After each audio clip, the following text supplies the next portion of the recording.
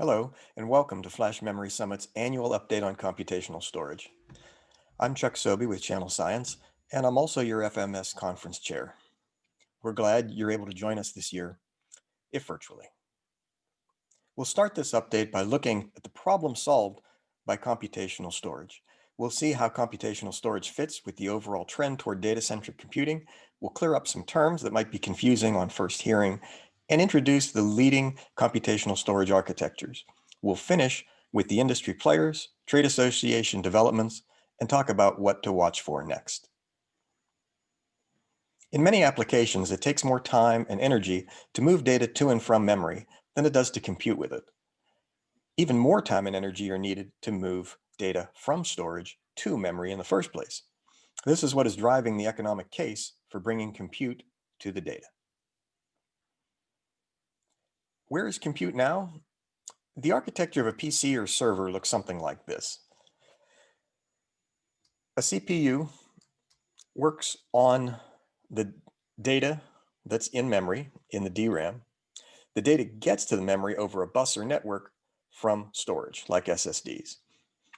As a specific example, suppose we want to analyze transactions such as stock purchase or retail sales or reservations on, say, Mondays in June.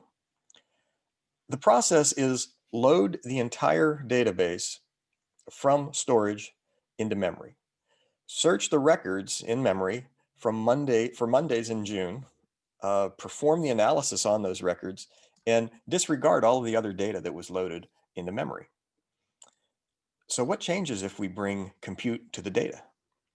Specifically, if we bring compute to the SSD. On this slide, we've simply changed the SSD to a computational storage device. This CSD will be described in a few slides, but it has enough processing capability to interpret a command from the host, to search the database for records from Mondays in June. Then only those records need to be loaded into memory for the subsequent analysis on only those records. Clearly, using a computational storage device, in this case, frees CPU cycles for other tasks and reduces network and bus traffic. Furthermore, the records are ready for analysis sooner, driving down latency in getting results. The industry has standardized on the term computational storage, but in some literature, you'll see it referred to as in-storage processing or in situ processing. These next two terms are specific instances of the general idea of data-centric computing. Near memory processing has an emphasis on the DRAM hardware, whereas near data processing is a more general term for the concept and implementation. Processing in memory and neuromorphic computing are terms describing memory with certain fundamental math functions built into the hardware. This is an old idea that is seeing new life. Examples have been presented at other FMS sessions. Next, we'll provide a quick comparison of this architecture shift from compute-centric to data-centric.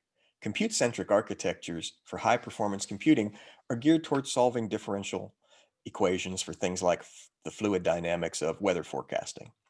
The bottleneck is the CPU and memory. Data-centric architectures are designed to analyze petabytes of data. It is a data-first, not compute-first design goal. This is for applications like search, network analysis, and video creation and transmission. The bottleneck is storage and I/O. Computational storage breaks these bottlenecks and provides additional benefits. These additional benefits include freeing up the CPU for other tasks, enabling parallelism, especially in the data center, and reducing the movement of data, thereby improving latency and network bandwidth utilization. These top three major bullets are benefits especially well suited to the needs of data centers and cloud service providers. Edge computing is also well served by computational storage's ability to reduce the need to be connected to the cloud. In addition, data that is generated and kept at the edge can be more secure and private if it is not traveling over the networks to the cloud. Furthermore, at the edge, access to the cloud can be uncertain. This results in unpredictable latency. 5G will be an enabler for edge and IoT applications. 5G is supposed to provide reduced and more predictable latency. So this tail of the latency distribution should be improved. One of the promises of 5G is the enablement of the tactile internet. This means that a human can remotely control a robot and feel the response feedback in what appears to us as real time. This needs to be on the order of a millisecond. On the chart on the right, we see that light travels about 200 miles in 1 millisecond. That's about 300 kilometers. So the human and the robot should be less than 100 miles apart in order for the round trip action and feedback to complete in 1 millisecond. Of course, this assumes the latency distribution on the previous slide is tightly controlled. So how do you make a computational storage device? If we can simplify the description of an SSD as NAND and processing, then we can simplify the description of a computational storage device as an SSD plus more processing. There are, of course, multiple ways to implement such an architecture. There are 4 current computational storage architectures. A computational storage device can incorporate the extra processors as an FPGA alongside the SSD controller ASIC. Or the extra processing can be integrated with the SSD controller functions into one custom ASIC.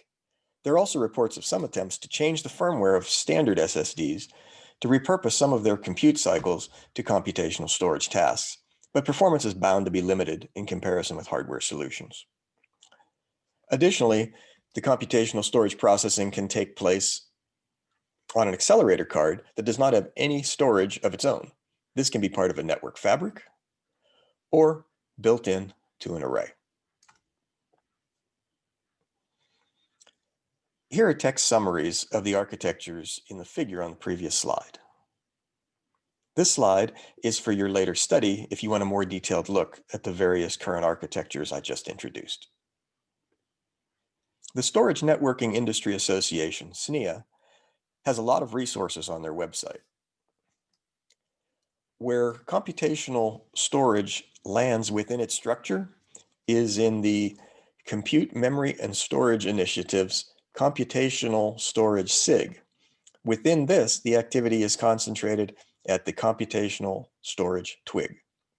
We're happy to know that this twig formed from conversations that were had at FMS 2018. SNIA currently has a draft specification available for download and out for public review. You can download it at this link provided. SNIA's draft spec defines capabilities and actions for computational storage. These include management actions to identify a CSD and its features, security actions for access control and encryption, fundamental operations like storing and retrieving data.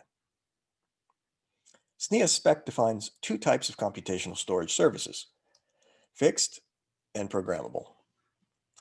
A computational storage service, in general, performs computation on data associated with a particular storage device. Programmable services are developed by a user and can provide a wide range of functions. Fixed services are configurable, but their fundamental function is set by the manufacturer. Examples of fixed computational storage services include compression, deduplication, and encryption. Programmable computational storage services mentioned in the spec are Berkeley Packet Filter for network traffic analysis, containers, FPGA bit streams for rapid reconfiguration, and hosting operating systems such as Linux. There are over 40 companies participating in SNIA's initiative. Many of them are presenting and or sponsoring here at FMS. There are also computational storage startups still in stealth mode.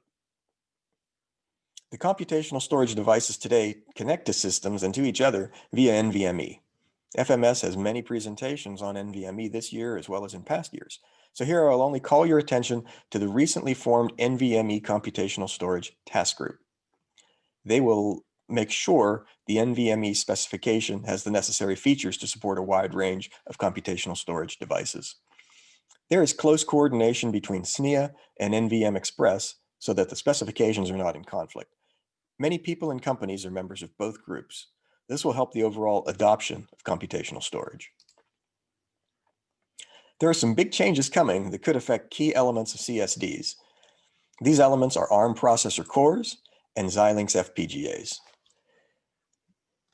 NVIDIA is planning to buy ARM for $40 billion. I expect we'll see more AI and ML in more places. AMD is planning to buy Xilinx for $35 billion. I think the expected result is more accelerators in more places.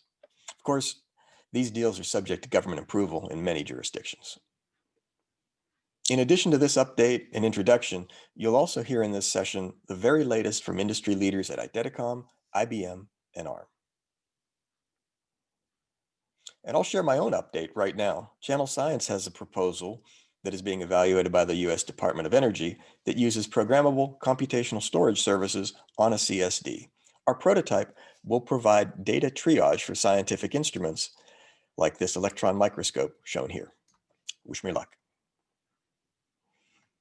In conclusion, some developments I'll be watching for in computational storage next year are continued coordination between the standards bodies and perhaps activity from the old Open Fog group, more computational storage startups emerging from stealth mode, more AI/ML implementations, especially at the edge, new opportunities enabled by 5G as it expands, low-cost devices enabled by RISC-V, and computational storage being used to scale the data center in new ways, including further leveraging the parallel nature of NAND flash chips. Note that AWS offers computational storage as an option in Aqua, their advanced query accelerator. Thank you for watching this presentation, and please be sure to visit our sponsors' virtual booths. I look forward to answering any questions you may have in the chat, and after the event, you can feel free to get in contact with me at the email shown here. Please enjoy the rest of this 15th annual Flash Memory Summit.